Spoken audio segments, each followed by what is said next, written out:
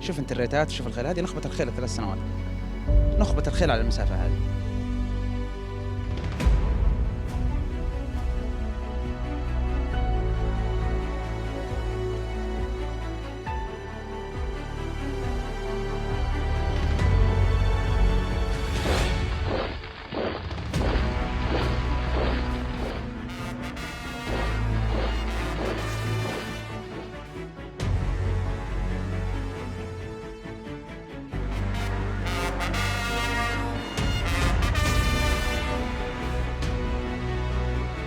الأولى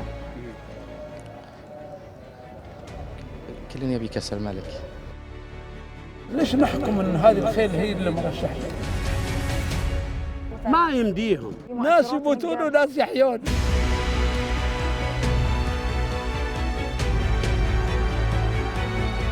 لكن هل لما ينحك مع الخيل هذه هل يثبت؟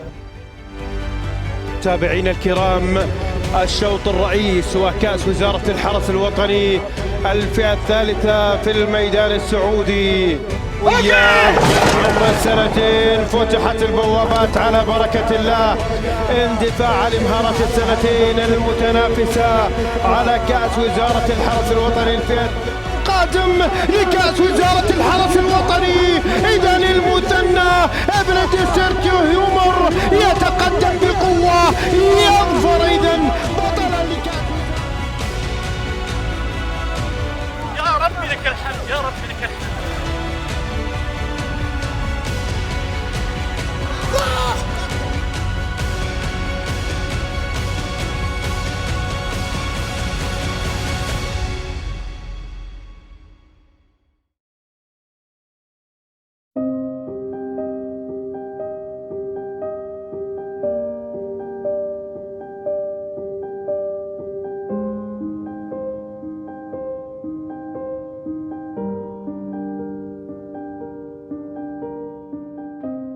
الغضب أبو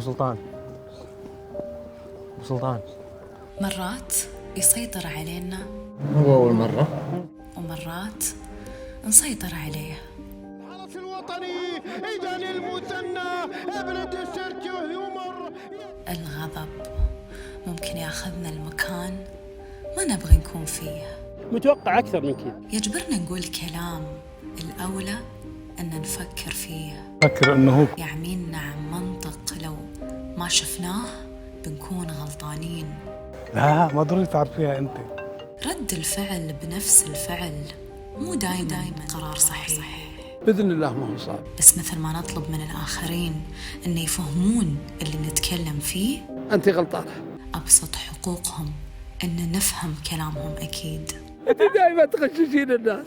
يمكن ما نوصل لنتيجة ترضي الطرفين، هذا شيء أكيد، نعم، لا بس الفهم أحيانا يكفي حتى لو اخترنا مسارين مختلفين. أوكو يتقدم، أوكو بقوة إلى المركز الأول. يعني وقفتك ذي تحتاج تفكير. بيساعدك ان تاخذ ذي القرار ولا؟ جوهر الناريز وأيضا نيوت الرباعية المقدمة والصدارة 400 متر. انا لا اتفق معه الا بعد البرنامج.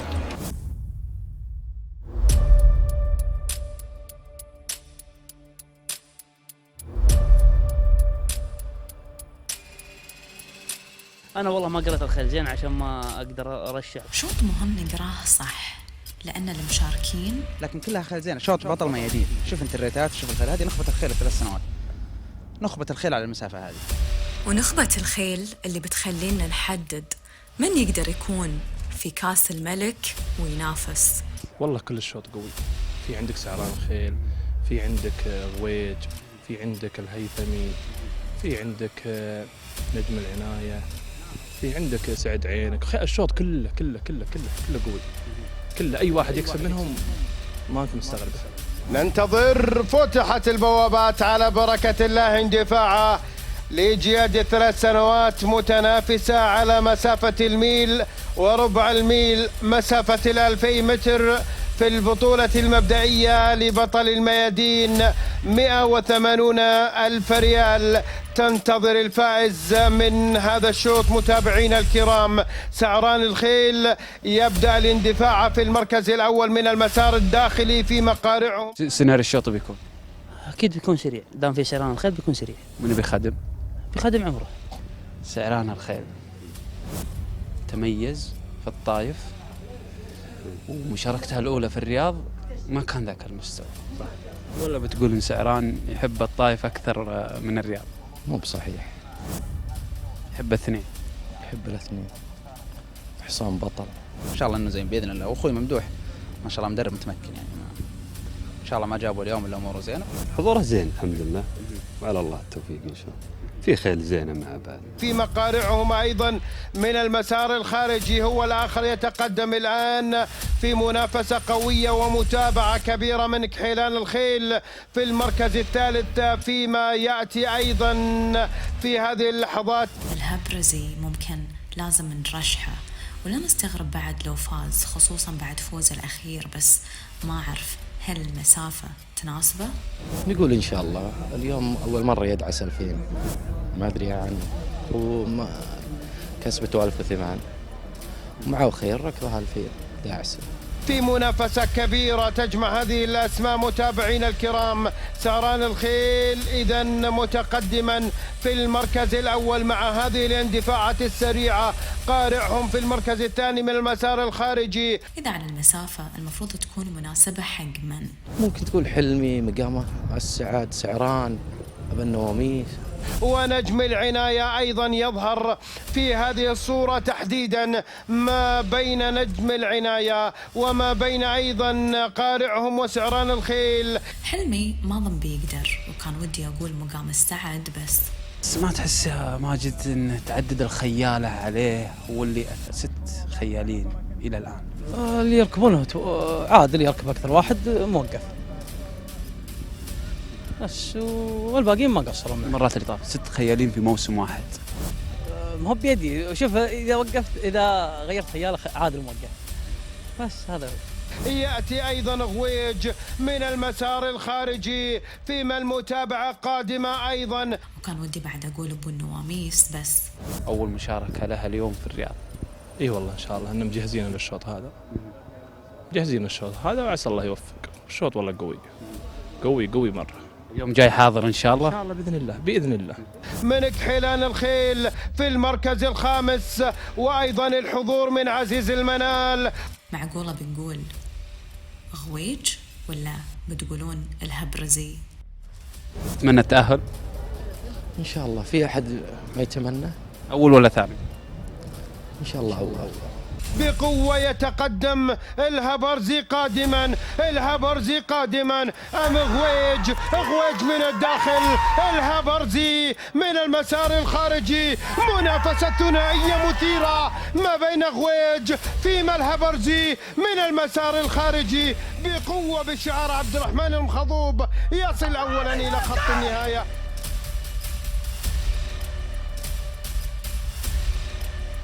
هبرزي تضحك علي تقول لي ما هو مرشح أول، وهو أساسا مرشح أول. مرشح أول عندكم بس، وعندك أكيد. عندي أكيد، بس مو لازم أقول لك. لازم تقول أو مو لازم تقول براحتك، بس مهم نعرف ليش ما كنت خايف من سعران الخيل قبل السباق. Because my horse is better than him, you know. That's all. Better how? We saw the one. Now we know he's better. Yeah. But before the race, I need to understand why. Because my horse, before he ran 1,800 with better horses and he beat him with 4 years and all, I think. And maybe Fahad think that Luis is not that kind of jockey that can handle front runners, or what? You know, I will tell you one thing.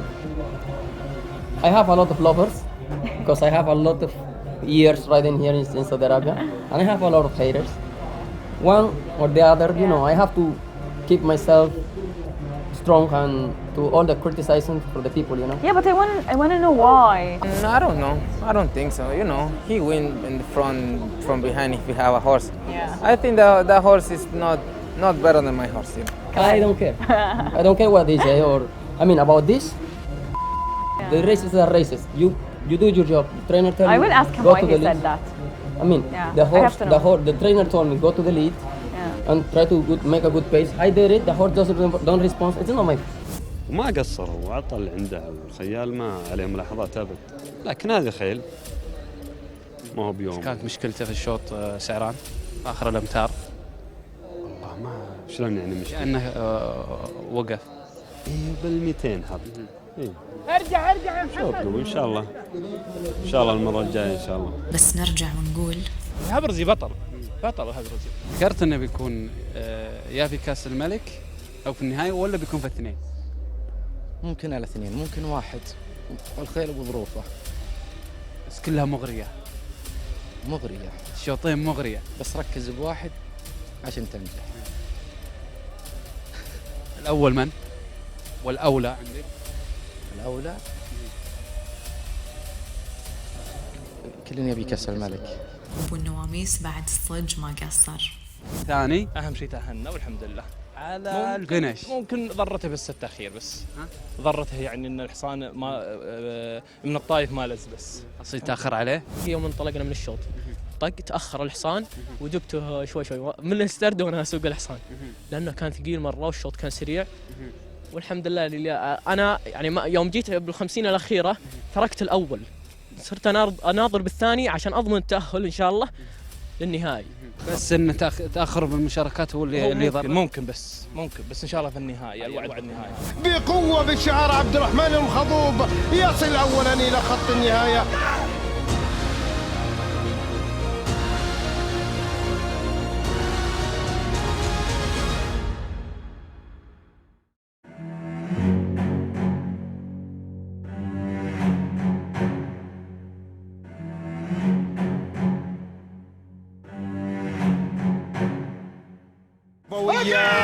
عمر السنتين فتحت البوابات على بركة الله. اندفاع لمهارة السنتين المتنافسة على كأس وزارة الحرس الوطني الفئة الثالثة. شوط الأكيد إن بنسأل فيه نبي يروح الديربي السعودي؟ راح يكون اسم قوي في الديربي السعودي ولا مرشح حق الديربي السعودي؟ ولأننا نبغى الجواب بسرعة تبغون نشوف شنو بيصير فيه؟ تابع التقدم يبدأ مع بلاك هيل ستروم في المركز الأول من المسار الداخلي، وتابع أيضا قرناس من المسار الخارجي. بسهل عليكم الموضوع أكثر، في اللي بيقول قرناس صح؟ قرناس محمد بن ناصر. محمد بن ناصر كمان قوي. والله قرناس يا طويل العمر والسلامة. شاركتين حل ثاني وانتصار.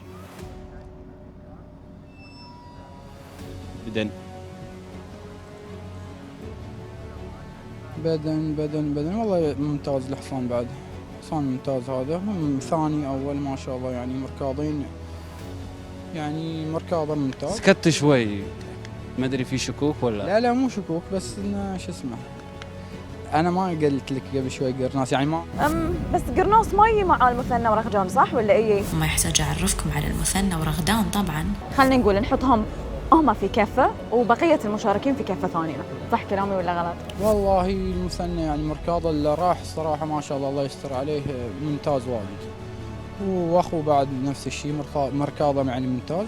لا المهارة السنتين ما ينفع نطلق عليها باللفظ هذا، الخيل كلها خير وبركة. قرناس حصان كويس، ستريت بوي حصان كويس، كلها دماء عالمية. هذا ولد ستريت بوس، هذاك حصان ممتاز. كريتيف كوز كلها دماء ممتازة، ونتمنى لهم إن شاء الله التوفيق لنا ولهم بإذن الله عز وجل. شوف أنا ليش يمكن ما أقول ستريت بوي، يمكن عشان يعني أحمد عبد الواحد قال لي هو شوف حصانه كويس، مش ما هو بشيء، بس بده حصان بس السنة الجاي هذا ما له مو بوقته الحين، يعني مو بهذا الوقت اللي انا اقول انه هو يعني بيكون من الابطال المهمين في الاسطبل عندكم. لا هو طبعا هو كويس، حصان منيح وبطل، بس مش السنة هاي. اوكي. هذا السنة الجاي ان شاء الله. يعني انت في هاي الشوط بتحط عينك على المثنى ورغدان بس. إيه اكيد.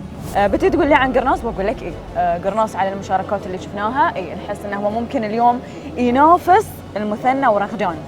يعني قرناص ينافس المثنى ورغدان، بس ما بقول ان المثنى ورغدان ينافسون قرناص، ما بعكس. صح؟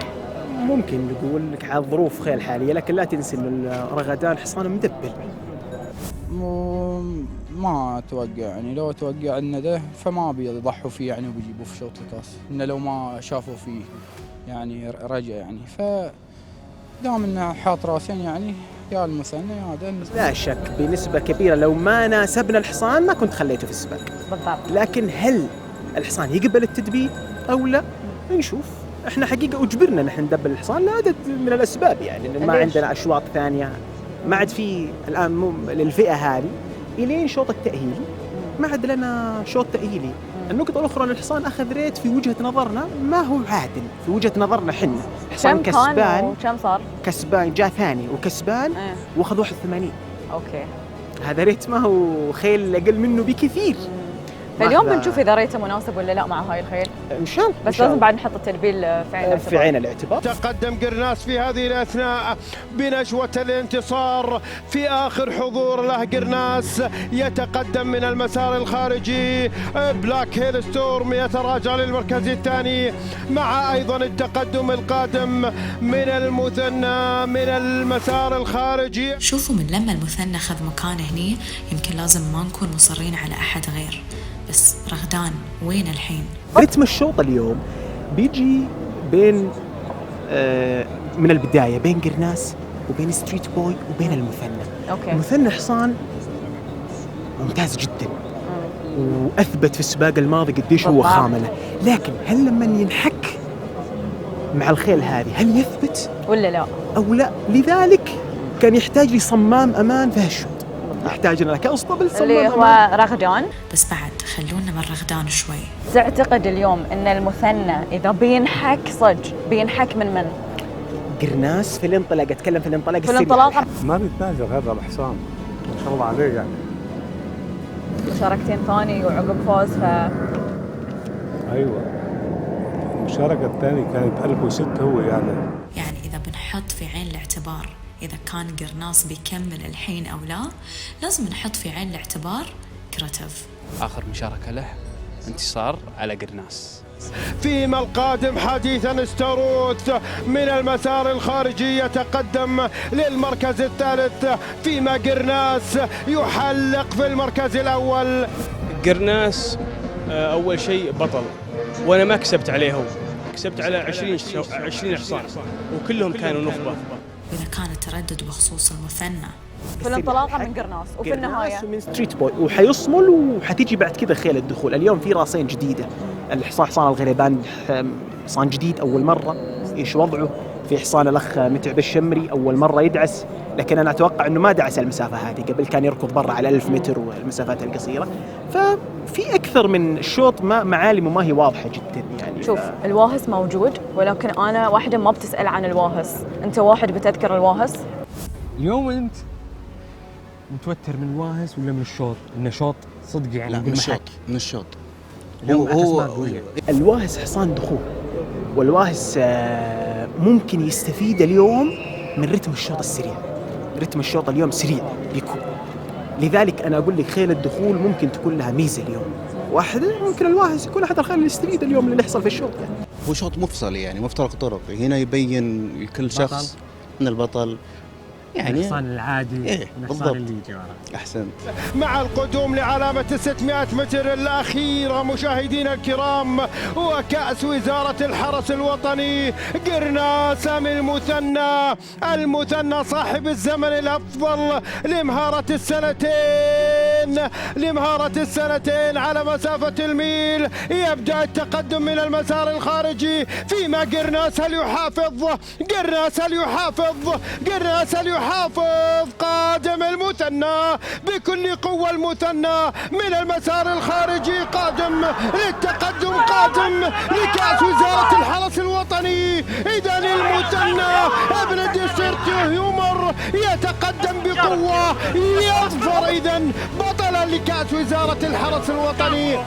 ألف مبروك.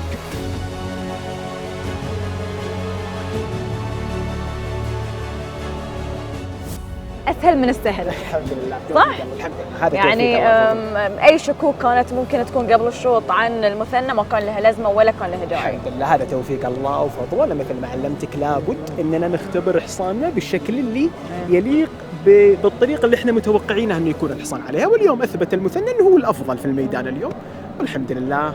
ان شاء الله من هذا واعلى باذن الله للمثنى والباقي يا اخواني. ومجرد يعني مكانه ورا قرناس وانطلاقته في الوقت الصح، يعني لما حس انه خلاص هاي الوقت اللي لازم ينطلق فيه وقرناس يعني ما بيواصل، يعني يراوينا انه فعلا ترى يعني الحصان كان المفروض نوثق فيه، يعني ثقة تامة. The work in the morning he was a little bit strong, fresh. So I think the last work when I do here in the Nadia, that was the key to win this race. He released, he relaxed, and today ما شاء الله we get the winner. الحمد لله، هذا توفيق الله فضله. الحمد لله اليوم حقيقة أنا أشكر راموس نفذ الخطة بحذافيرها الحمد لله، ونحمد الله أن الله كرمه.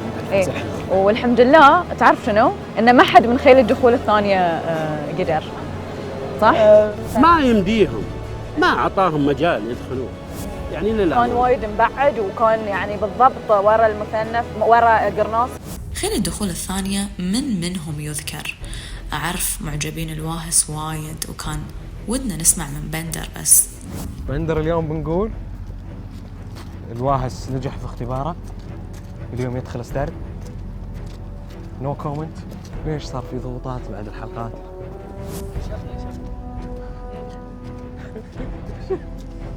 شو اسوي؟ ما قلت شيء انا. بس انا معليش من مشجعين الواهس اليوم، ان شاء الله يكسب. ايش فيك بندر زعلان مني؟ ها؟ ولا كلمة. ابو سلطان، ابو سلطان، ابو سلطان، استغفر الله كريم، جعل بالك طيب يا رب.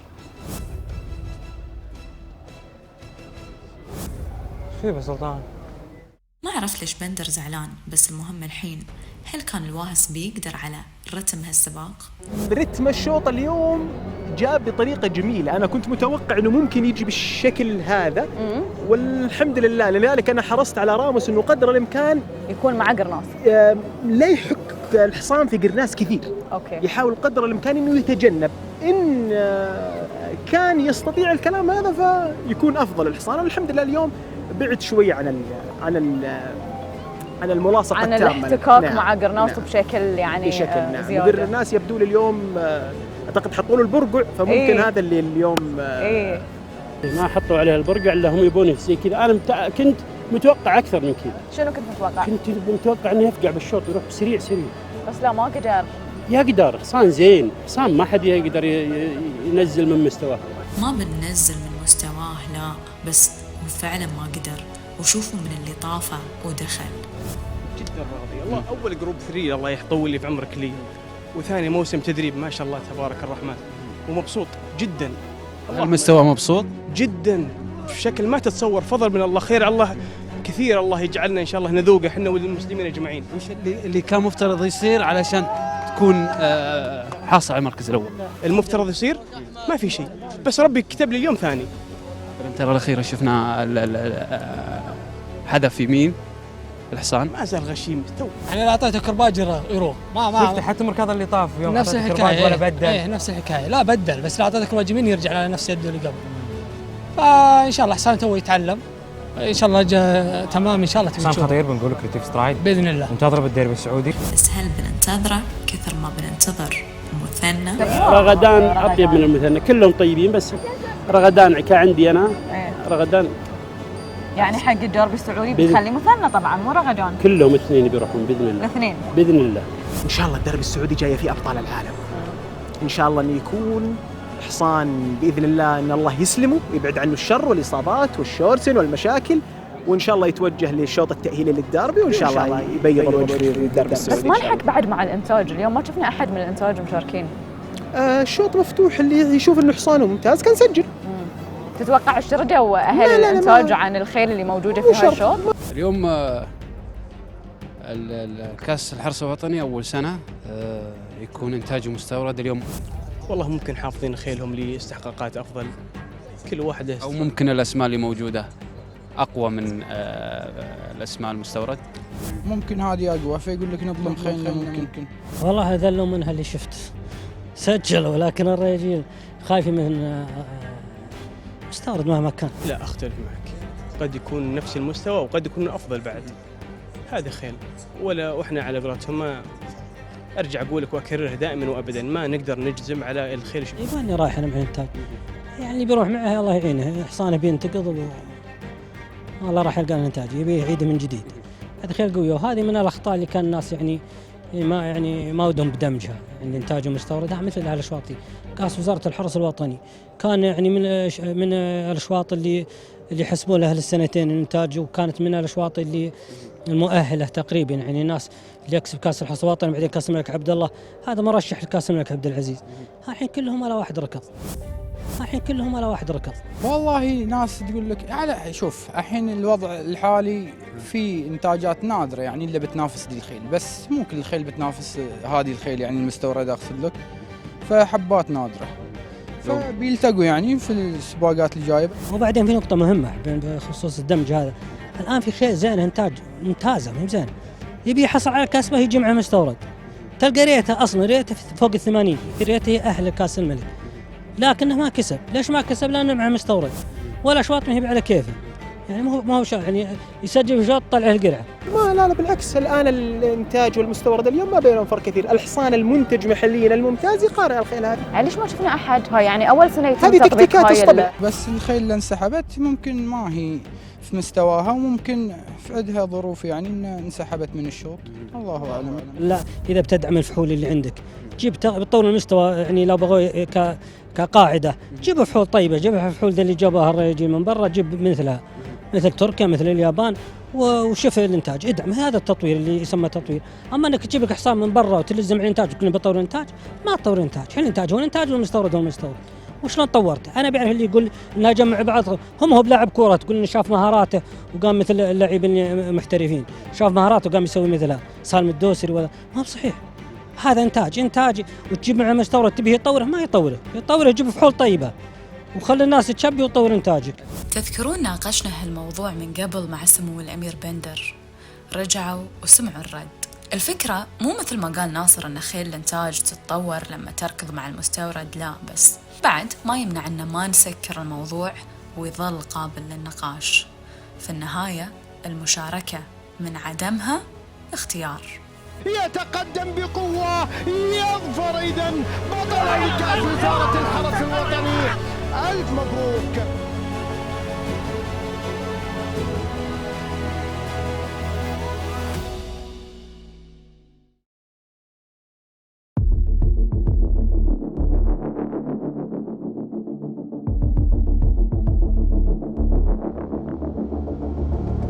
شوط الكل ينتظره، ومواجهة الكل يبغي يعرف من البطل فيها. هذا شوط، يعني لو المسافة 2000 قلنا هذا كاس الملك، لكن ما شاء الله يوفقهم، وخيل زينة. فيه جوهر الناريز ممتاز، وفي حصان هيف بن عبود برضه ممتاز. هن هذين اللي أنا ودي أشوفهم مع بعض، خيل زينة. والمسافة أول مرة يركضون عليها المرشحين في هالشوط. صح نعم، جديدة عليهم. وهذا أنا ليش أقول لك أنا أنتظر الشوط ذا، لأن ودي إنها 2000 أنا عشان فعلا تقيس صح. بس إنهم دعسوا ما شاء الله، ومرتب جداولهم الاثنين، يعني لا انضغطوا في السباقات وجاهزين إن شاء الله يوفق الجميع. 200 متر بتفرق معاهم، هذا اللي نبغى نشوفه. بتقول لي جوهر الناريز اليوم مضمون ولا لا؟ والله على حسب مستوى الحصان والنتيجة أكيد له منافس شرس اللي هو أوكو. بس تعرفون شنو اللي أنا أنتظره؟ وعد أحمد عبد الواحد قال لي هالمرة بيبعد المسافة، يعني ما حد بيجرب حق جوهر الناريز اليوم. شوف اوكي بعد المسافة، بس ولد سبرينج أطلس أي ولد لو بأي أنحاء العالم ما ركض هاي المسافة. 1800 ما ركض. 1400 1600 اليوم بتفرق وايد. 1600 اي طبعا طبعا. نحن ليش حطيناه؟ نجرب. انزين. ركضناه مرة 1004 وكسب، اوكي. هذه فتح لأنه من السنة اللي فاتت كاس المؤسس ما راكب. صح؟ صح. ركض مركان وهلا نجيبه نجربه، هذا تجربة لي لكاس النبي. بالضبط. اي يعني إذا سوى اليوم أدى المهمة في 1800 بنقول ال 2000 سهلة. اي نعم. انزين في شيء يحتاج افهمه عشان بعد اتوقع شنو ممكن يؤدي جوهر الناريز اليوم. يعني اخر مره يوم فاز مع لما يوت قربت منه ايفنت، انزين ما كنت اعرف هل في النهايه لو كانت المسافه ابعد كان جوهر الناريز بيروح ولا كانت ايفنت بالطوفه؟ لا ما بتطوفوا. ليش؟ لانه كانت المسافه قصيره واجت عليه، بس هي تكون المسافه ابعد حتكون بعدها مستناه شوي يكون هو راح. اوكي، معناته التوقع حق ال 1800 ممتاز. انا عم اقول لك تجربه، ما عم اقول لك تجربه، بس نشوف ممكن يكسب يعني عادي. ممكن يكسب ولا المفروض ما يخسر؟ يعني عادي. والصراحه يعني ذاك المره جربت له ايفنت، هالمره بنقول اللي بيجرب له اوكو. اليوم عندك ورقتين، الخرساني واوكو. الله كريم الله كريم. في احد بيخدم الثاني؟ والله كلنا نخدم نفسه.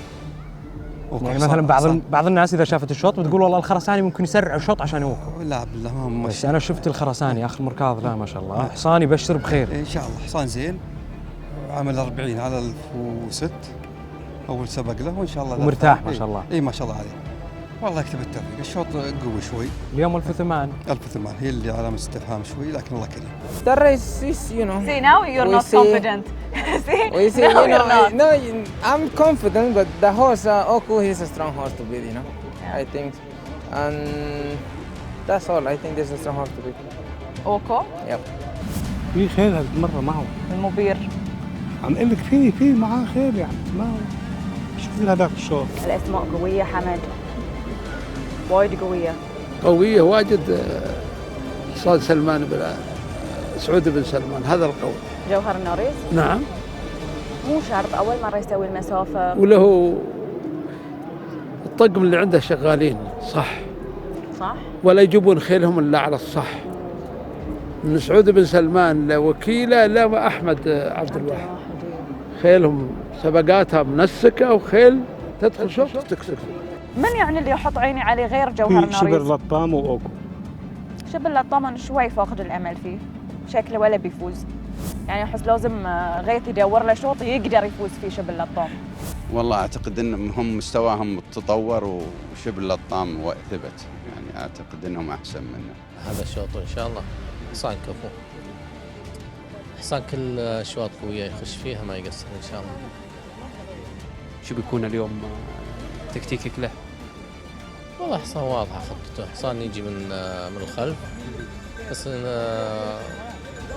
الشوط في خيل سرعه وان شاء الله انه بيصير مصالحه. المشاركه الاخيره طمأنتك؟ والله الحمد لله هو دائما ما يقصر، والمشاركه الاخيره جاي ثاني جروب 3، ونقول ان شاء الله الان يحقق الاول باذن الله. جاء حصان دخول وشبه لطام زين. اتوقع اليوم المسافه اطول. نعم المسافه اطول والشوط بيصير سريع. اي نعم. يعني شبه لطام بيجي ازين اكيد 100%. بس اوكو هل بيتضرر؟ والله يعني شعبته ما اتوقع انه بيمشي قدام صح؟ ما الشوط في نظري والله اعلم ما راح يكون سريع. الخرساني وش شعبته؟ بينتظر نعم. رابع خامس مع المبير والتسمج. مشاهدينا الاعزاء، فتحت البوابات على بركه الله ليسدل الستار على كاس وزاره العدل للفئه الثالثه، و165 ألف ريال على مسافه 1800 متر مفتوح الدرجات. انتاج السعوديه، فلتفخر السعوديه باسماء تحلق في السماء المعموره كما يحلق. يمتاز الى المركز الاول الخرساني من المسار الخارجي. الورقة الرابحة لاسطبل القحطاني سيخدم أوكو الذي يأتي في المرتبة الثالثة. الخرساني وما انتظر، ممكن نشوف خطة ثانية في الشوط، وأوكو بنقول ان شاء الله بيكون على رؤوس الخيل قريب من اللي قدام. والله اذا الشوط سريع هو نفس الشيء. اذا الشوط سريع يعني اوكو بيمشي ولا بينتظرهم؟ لا بيكون مثلث لهم. واذا الشوط بطيء بيكون قدام. لاعب على الخط. ما فيها كلام، هذه حصان سرعه صح، وصعب انك تهينه على شيء ما يبيه. بس تحسون انه مبير حصان ليامي حصان ممتاز، حصان زين، بس هو طالع من الميدل بدايه الموسم، عمل سبق حلو مع انه كان مفتوح يجي ثاني. عمل سبق حلو، وتختلف المسافه لها دور والسبق له دور. او بنقول اذا فانت متوقع ان جوهر الناريز اليوم يؤدي؟ اتوقع باذن الله. عيل ارجع اقول مكان المبير صعب في هاي الشوط. انا اقول ان شاء الله من الثلاث الاوائل. من الثلاث الاوائل حلو بعد. خلاص لما جاء من الثلاث الاوائل فله صعب انه يكسب ان شاء الله. بس انا اقول اول اوكو، شبل لطام، مسبار الامل، بعدين احط المبير، ولا انا غلطانه؟ انت غلطانه. وايد غلطانه. غلطانه واجد. حطي قبل الراسين هذه. احطه قبل اوكو وقبل شبل لطام وقبل مسبار الامل؟ نعم. يعني هاي معناته يكون مباشرة خلف جوهر الناريز إن شاء الله. جوهر الناريز مع ريكس يراقب دي كاسترو، ثنائي ورباعي المقدمة، مع أيضا الشهاب الثاقب في خامس مع المسار الخارجي شعار سمو الأمير محمد بن سلطان عبر جواده نيوتن، ولكن يمتاز في المركز الأول الخرساني جاك أوكو. سلم الراية وافتح المسار ليغرد وحيدا بجواره جوهر الناريز. بس أنا في هاي الأشواط أرجح كفة أحمد عبد الواحد أكثر. نعم تحليل. أنا كلامي الأول هو عين الصواب، تراهم هم ماشيين صح، طريقتهم صح، ما يستنزفون الخيل ما تستنزف عندهم، يودون خيلهم لأشواط معينة ويكسبون. زين الشهاب الثاقب شنو دوره اليوم؟ هو اللي بيكسب بس. احمد ما يصير تقول لي كذي وتمشي. وايضا نيوتن رباعي المقدمه والصداره 400 متر الفاصله، شعاره في الاول والثاني. نيوتن من المسار الخارجي، اوكو يتقدم، اوكو بقوه الى المركز الاول. 400 متر الفاصله والاخيره، هل اوكو يسجل الخساره؟ زيرو من المسار الخارجي. يبدا التقدم جوهر الناريز باجمل التجهيز بكل تركيز، ولكن اوكو قادم، اوكو اجمل سيناريو، اوكو الكفو هنا اوكو، وايضا المبير من المسار الداخلي. هنا اوكو على خط النهايه، هنا اوكو. 200 متر ما فرقت مع اوكو، وسوى الهاتريك اليوم بانتصاره الثالث. وصج بدر ما يحتاج خبرة، لو انه مو يقدر يسويها ما سجله يعني. بس بنقول فرقت معه. وجوهر الناريز والحل معاه ما شاء الله كويس. انا عندي كويس، اول مرة بروح 1008. انا عندي كويس. تقول عندك انه هو كويس، تحس فيه شيء صار في الشوط؟ لا ما صار شيء. شوفي صار شوي شنو هو؟ انك يا اليكس ما لحقت الحصان، ما لحقت، ما راح ورا اوكو صح؟ شوفي الشوط. اوكي الحين بعيد يعني وين اوكو وين جوهر الناريز؟ وانا قايل له خليك كذا البص فيه. خليك مع اوكو. مين راس الشوط؟ انتوا الاثنين صح. مو بس أليكس اللي خطأ، عبد الله الفيروز بعد. ليش؟ عشان الخرساني؟ اي والله ان شاء الله يعني تسرع في الشوط شوي. اي بالحيل ولا عمل له كنترول الخيال زين. المفروض انتظر. نعم. غلط علينا ما تحكم فيه، هذا الغلط الكبير. ولا ليش يعني كان المفروض يمسكه؟ بالضبط، يمسكه ومتى يمشي؟ كانت خطة الاوردر حقه. لو انتظر مرة وراه حصان يجي ثاني. بيجي ازين دفوع. وانا ابيه اصلا اساسا ابيه رابع خامس. تبي يمشي رابع خامس؟ كنت حصاني حاطه وابيه للريت، كنت ابي بس ريت يزود شوي. مو بس الخرساني بعد. تبي اعرف شنو قاعد تفكر؟ افكر في الخيال. المفروض نقرب شويه لان حصانه دعسه واحده. افكر في الخيال انه قرب شويه من عند قبل 4% انه قرب حولهم قريب شوي، كان صار السبق ممتاز. كان ممكن يكون سيناريو اخر. ها؟ كان ممكن يكون سيناريو يعني نعم بيكون طريقة أخرى في الشوط؟ نعم طريقة أخرى في الشوط. هو هذا خلص حصان هيف، حصاننا ما خلص، لكن المسافة اللي خذها حصان هيف ما خلت حصاننا يقرب له شوي، ولا حصان هيف خلص وحصاننا على دعسة. تشوفين حتى في الدعسة يعني خلص، واسع الفرق اللي بينه وبينه، المفروض الفرق هذا ما يصير. ومو بس حمد اللي فكر. أنا أفكر شو قلت لك؟ إيه قلت لك أنا بدي أجربه، صح؟ صح. حلو جربته. بس أنا يعني شوي ما أحس إني أبي أقبل إن جوهر الناريز ما يسوي ال 1800. أنت تبي تقبل؟ كل عيال هذا الحصان ما راح 1800 ولا 1006. فاليوم نستسلم ونقول جوهر الناريز ما يسوي 1800؟ لا حيسوي 2000. لحظة ما خلصت. شهاب الثاقب وين؟ ما ركض اليوم، ما ركض ابدا. ليش كنت متوقع العكس؟ بس كنت متوقع انه يكون حتى افضل من جوهر ناريز؟ لانه ركض بعيد، كسبنا 2004. ما عليك. ايش فكرت؟ تعرف بعد فكرت في اشياء ثانيه؟ طبعا ابي اعرفها. عم فكر انه ركب حصاني بس. اوكو خطير. حصان السباقات كسبان اليوم ما شاء الله كملها. حصان في 8 صعب انك تمشيه. صعب يمشي ل 2000. صعب. يعني بتتفائل بال 2000 بالخرساني ولا اوكو اكثر؟ الخرساني اكثر بكثير. هو خطير طبعا لانه كويس، انا قلت لك من الاول اوكو زين، صح؟ اوكو زين. زين، لكن 2000 متر ما نعرف. يعني ما بتخاف منه حق كاس الملك؟ لا بدي اخاف منه، كيف ما بدي اخاف؟ ان شاء الله الناس كلها تقول كذا ونخيب ظن ان شاء الله. مثل اليوم. مثل اليوم. لا اليوم كانت العين عليه يعني، بس الحمد لله. العين عليه بس كان في خوف شوي على المسافه. والله احنا ال 1008 نقول يقدر، كان عليه خيال ممتاز ايدي كاسترو، كسبان عليه اخر مركز. عارف حصانه. وعارف حصانه، وخفنا بس يكون لخبطه الشوط او يقوم الحاله احد يمشي معه. لخبطه شوي بس مشى زين. الحمد لله، ايه توفيق من الله يعني. خفت من حصان حمد الرشيد ولا ما شفته اللي جاء ثاني؟ هو اللي انا كنت مرشحه. المبين؟ ايه قبل الشوط.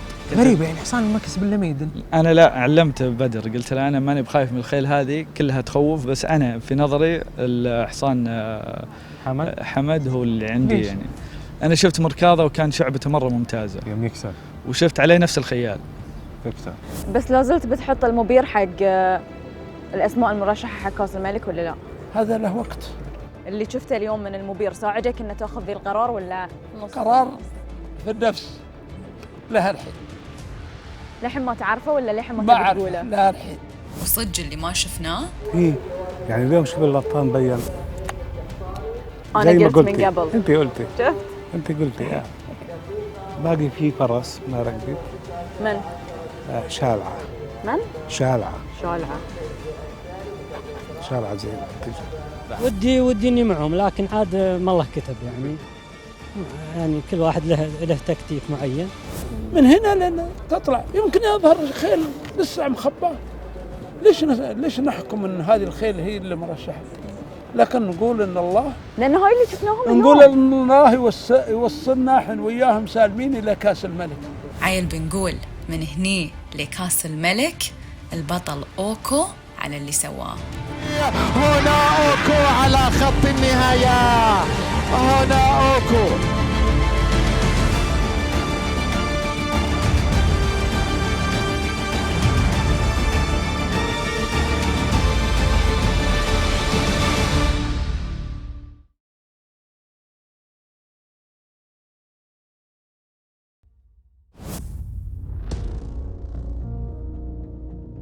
شنو باقي؟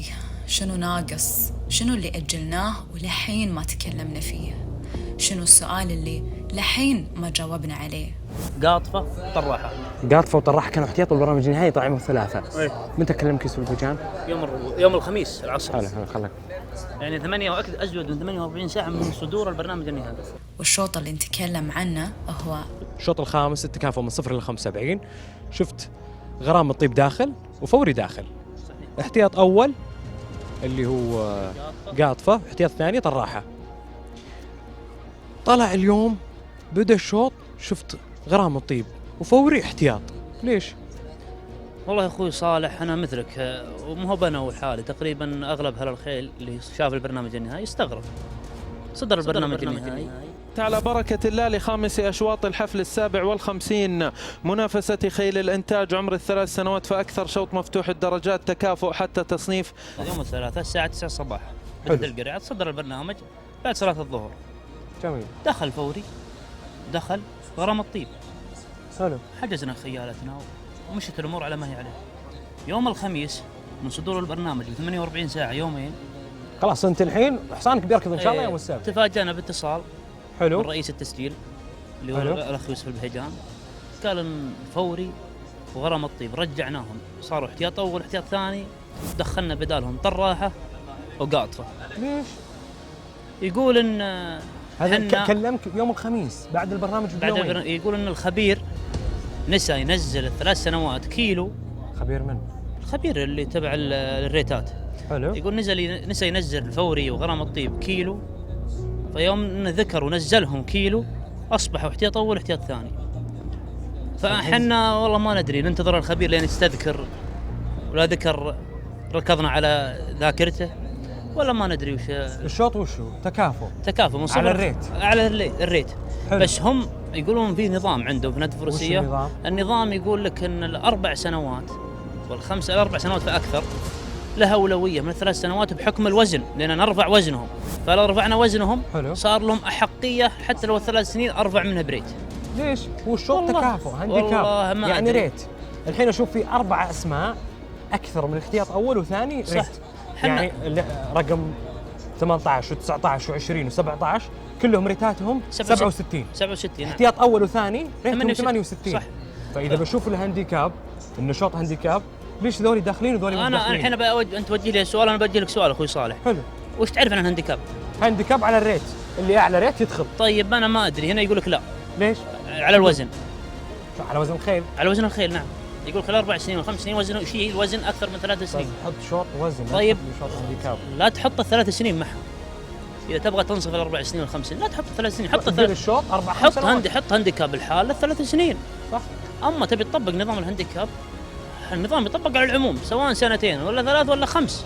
طيب انت يا سلمان مدرب حلو، شوف شوط الهانديكاب على الوزن ولا على الريت المعروف عالميا؟ على الريت المعروف عالميا. يا اخوي صالح لو تسال اي مالك واي مدرب في العالم ولا في السعوديه مستحيل يقول لك الوزن. صح.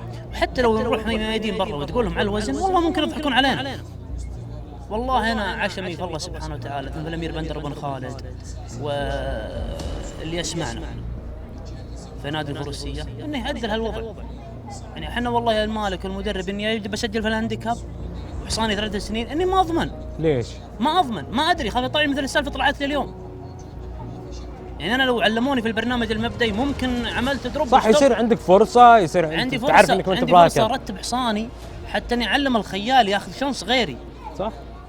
لكن الحين انا والله يا اخوي صالح لو الغلطه علي انا يا سلمان العضياني، ولا اتكلم باسم والدي فيصل العضياني وعمي خالد العضياني، يعني لو الغلطه علينا احنا شخصيا ممكن نتغاضى، لكن هو غلط على مالك ومدرب وخيال. صح. انا والله عشمي في الله سبحانه وتعالى مثل الامير بندر بن خالد اني يصحح الخطا. احنا معهم، احنا نواصل المسيره الى ان نصل العالميه. صح. والواحد ما يتعلم الا من الاخطاء. بس ان الخطا لا يحصل في الموقف مثل الموقف اللي حصل معنا. يعني يومين الخطا صار عليك انت. يومين من برنامج صدور النهائي، يومين ما هو بساعه ولا ساعتين، يومين، واتفاجأ ليله السباق يقول لي حصانك مسلوب. فهمتوا الموضوع ولا يحتاج شرح؟ عموما النقاشات اللي من طرف واحد نقاشات نوعا ما عقيمة، والنتائج فيها مو دايما صحيحة، مثل لا سمح الله من أهوال يوم القيامة أني نسيتها أذكرها ولا حاسب المسؤول كل من مسؤول عنها. ومثل أتمنى أن الأمير يتعاون معنا واللجنة والمدير. وبعد لا شيلت ذي. يعني السنة ذي غير. السنة ذي كلش غير. السنة ذي كلش غير، حتى أنت غير. أنت غير. لقاك اليوم أزين من اللي طاف. إحنا ناخذ وقتنا عشان نقيس ونفهم. ونبي كلمة للأسابيع الجاية. والوقت اللي يكون فيه كل شيء واضح، الكل بيشوف ويسمع. حم والدينك دقيقة. في في النهاية حتى لو اخترنا مسارين مختلفين ما يمنع أن نكون متفاهمين وبس. فالنهايات ليست إلا بدايات، ولكل سباق بداية أخرى عند أهل الخير.